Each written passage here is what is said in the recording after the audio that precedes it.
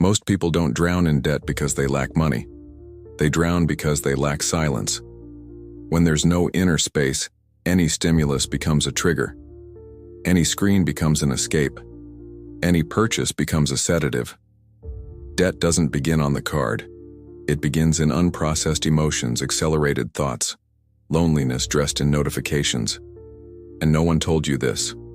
Protecting your mind is more valuable than any paycheck. Because if you don't know how to shield your attention, you'll spend your entire life working to pay off your own impulses.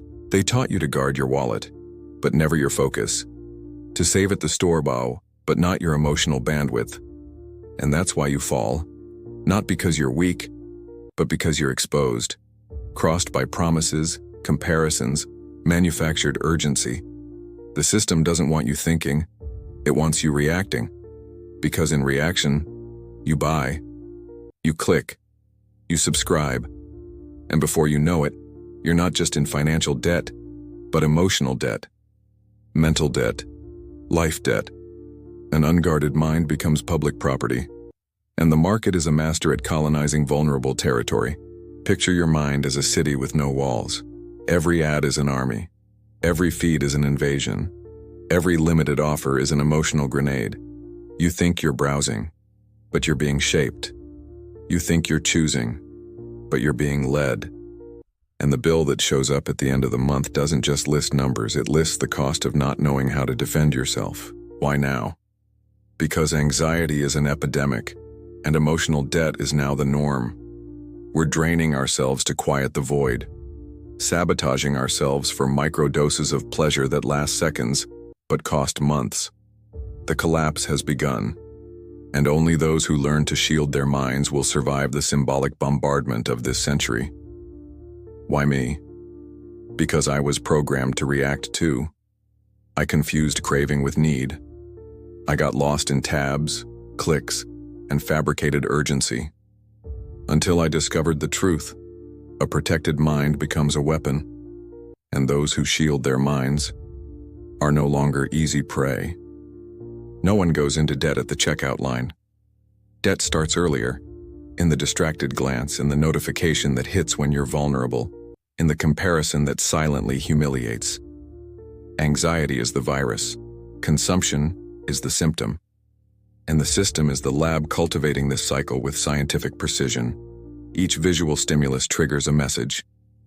You need this. You're falling behind. Everyone already has it, except you. And just like that, you're not buying out of desire, but to relieve discomfort, to soothe what you can't name, to feel in control of something, anything. But the relief is short-lived. Minutes, hours. Then comes the guilt, the shame, the amnesia of why. And then begins the second, deeper debt, psychological. Because beyond money, you lose trust, you lose autonomy, you lose energy. What you call an impulse is actually a failure in defense. The unprotected mind runs on autopilot, and autopilot is the perfect environment for emotional sabotage. You don't fall because you're weak, you fall because you're in a loop, and loops only break with deliberate awareness. The industry knows this. That's why it keeps you tired, overloaded, distracted. Because an overwhelmed mind doesn't reflect, it reacts. Every feed is a conveyor belt of triggers. Every notification is an emotional hook. And you bite, unaware you're being hunted. The price? A maxed out card, a haunting bill. But also, disconnection. Because the more you react, the less you hear yourself. And when you stop hearing yourself, you consume any narrative that promises instant peace, even if it comes wrapped in 28% interest. Shielding your mind is stepping out of reaction mode. It's building space between stimulus and response. It's looking at an offer and seeing the trap. It's hearing desire and asking, is this really me? Or is it my anxiety? Because those who learn to recognize false cravings start paying less externally and owing less internally. Shielding your mind isn't about isolation, it's about weaponization. It's recognizing that the modern world is a war zone of weaponized distraction. Every app is an ambush. every notification a psychological landmine, and if you're not armored, you're just another civilian walking through a battlefield in flip-flops thinking you're safe. You're not, because this war is symbolic. It's fought in the most vulnerable territory, your attention. You need shields, mental, visual, spiritual, barriers between you and the world trying to invade you. The first is exposure control. If you open social media unarmed, you're offering your psyche on a silver platter. Your first ritual: never start the day consuming other people's lives. Before you open the world, open yourself. 5 minutes of silence is worth more than an hour of comparison. The time you give to the screen is the time you subtract from your center. Second, value filtering. Every time something tries to hijack your focus, a sale, a trend, a comparison, ask 3 questions. Is this for me or for my wounded ego? Does this bring me closer to peace or closer to compulsion? Does it cost only money or also my mental clarity? These questions are invisible shields. They trigger symbolic thinking. They restore agency. Because the unprotected mind reacts, the shielded mind chooses, and that alone can dismantle the system. Third, silence as a weapon. Yes, silence, because the noisy mind is easy to manipulate. Silence isn't emptiness, it's energetic armor. It's inside that stillness that you detect false cravings, implanted impulses, emotional landmines. And don't be mistaken, the system fears your silence. Because in it you remember who you are, and people who remember who they are don't consume the same way anymore. There's a moment when mental shielding becomes something deeper: sovereignty. You're no longer defending, you're reclaiming. Taking back zones of your mind that were colonized by noise, ads, urgency. And you don't reclaim them with willpower. You reclaim them with presence. Because the mind isn't conquered by force, but by awareness. And the moment you begin inhabiting your mind with clarity, the world loses its grip on you. Psychic sovereignty is command. You decide what enters, what stays, what gets eliminated. You install mental filters like a commander selecting soldiers. Does this thought serve my mission? Does this emotion strengthen or sabotage my center? And your mind, over time, becomes a fortress. Not hard, but precise. Not closed, but selective. Every thought goes through symbolic screening. Every craving is interrogated. And the debt dries up at its root: distraction. In this state, anxiety doesn't hijack you the way it used to. You recognize your own signals. You feel the chest tightening and pause. Not to buy, not to escape, but to breathe, to investigate. Because now you know, every urgency is a code. Every impulse is a mistranslated need. Anxiety no longer triggers spending, it invites reflection. And that shift is pure power. Sovereignty means you no longer rely on the external to feel whole. You no longer buy peace, you embody it. You look at the invoice and see numbers, not symptoms. You realize the most dangerous debt isn't financial, it's symbolic.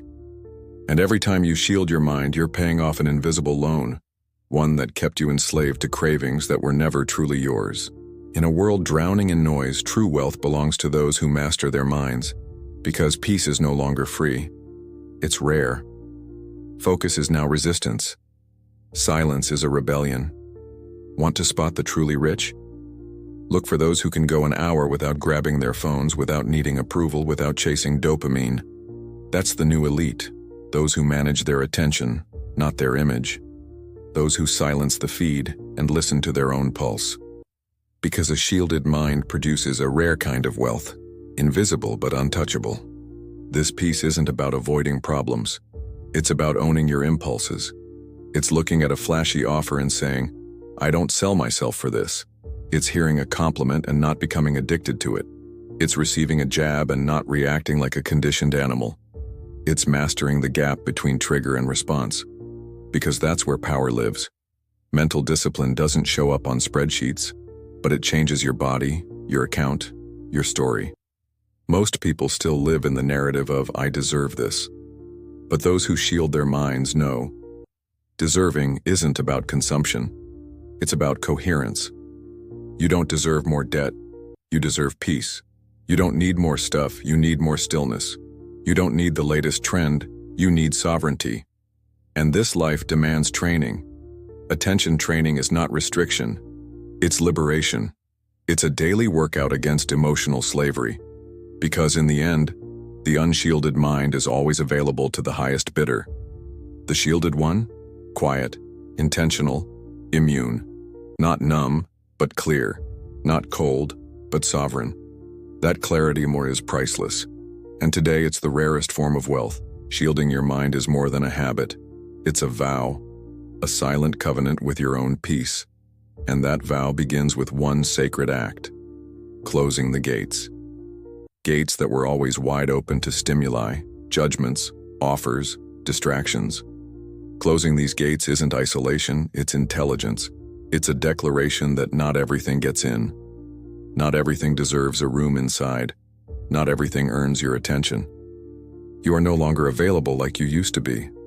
Not to chaos, not to fake urgency, not to programmed desire. Now, you choose what enters your mental field.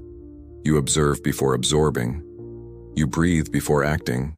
You question before surrendering. And in that small sacred pause between trigger and reaction, your temple is built. Because the mind stops being a battlefield and becomes a sanctuary. That sanctuary requires silence, precision, ritual, but above all it requires respect. And you must be the first to respect it. The world will continue knocking, selling fear, offering escape, spinning comparison. But now, you see it, you feel it, and you don't open the door. Because once your mind is shielded, the system can't control you anymore. If this video whispered something real into your system, drop it in the comments. Write down the sentence that usually tricks you into spending. Make this comment section a field report. Share this ritual with someone still spending to silence their anxiety. And subscribe if you're ready to protect the only territory you truly own: your mind. The mind you don't shield gets colonized. The mind you protect becomes sacred ground.